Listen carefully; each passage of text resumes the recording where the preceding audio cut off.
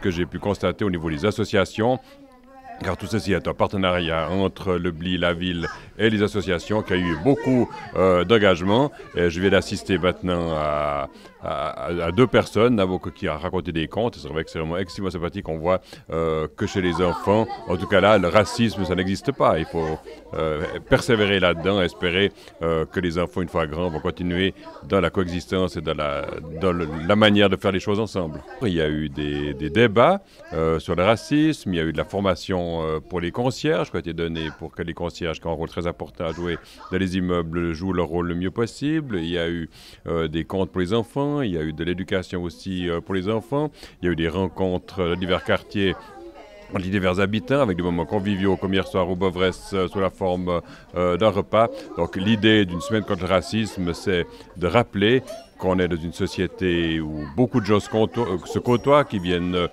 du monde entier. À Lausanne, on a 42% des personnes qui vivent à Lausanne qui ont un passeport étranger. Et donc simplement, il y a une volonté politique de faire en sorte que la cohabitation existe vraiment, de dépasser l'idée de la coexistence, mais qu'il y ait une vraie cohabitation. Et on y arrive si les gens se rencontrent et si on incite les gens à se rencontrer. Alors, est-ce que vous trouvez qu'il y a de la diversité dans le quartier de Prélat? Oui, ce serait difficile de dire le contraire. Oui, il y a un peu de tout. C'est très mélangé comme quartier. Bah oui, il y a beaucoup de, on dirait, il y a plusieurs des races. Ok. Voilà, des Brésiliens, des Portugais, des Arabes, voilà. Toute origine, d'Europe, d'Afrique, d'Asie. On s'ennuie pas dans le quartier de Prélat. En fait, dans le cadre de la semaine d'action contre le racisme, on a créé une performance à partir d'un micro-trottoir qui a été effectué dans le quartier de Prélat. Et puis l'idée, en fait, c'est de s'inspirer de ce micro-trottoir qui est notre bande son. Donc il n'y a pas de musique, mais c'est les voix des gens. Et on a créé un espace qui représente un quartier où il y a un dedans, donc dont les gens du quartier se rencontrent. Il y a des espaces que ça représente les appartements des gens où ils font des choses, hein, et en dehors. Ces gens, quand ils se rencontrent, ils s'échangent des mouvements, ils s'échangent des objets.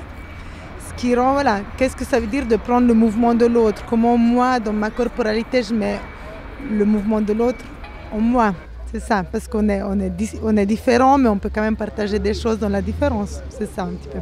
Alors cette performance-là, en fait, ça a été une collaboration avec la maison de quartier de Prélat qui voulait faire un micro-trottoir pour interroger les gens sur ce que c'est la diversité dans leur quartier. Du coup, l'idée, c'était vraiment de s'appuyer sur ce matériel qui était déjà là et qui était en création. Et on a vraiment co-construit ensemble. En effet, dans le micro-trottoir, on voit les gens interviewés qui ont des objets. C'est les mêmes objets que les personnages de notre performance ont et utilisent. Donc on a vraiment voulu faire des liens, et par la bande son, que c'est finalement les récits des gens sur leur quartier, et par les objets.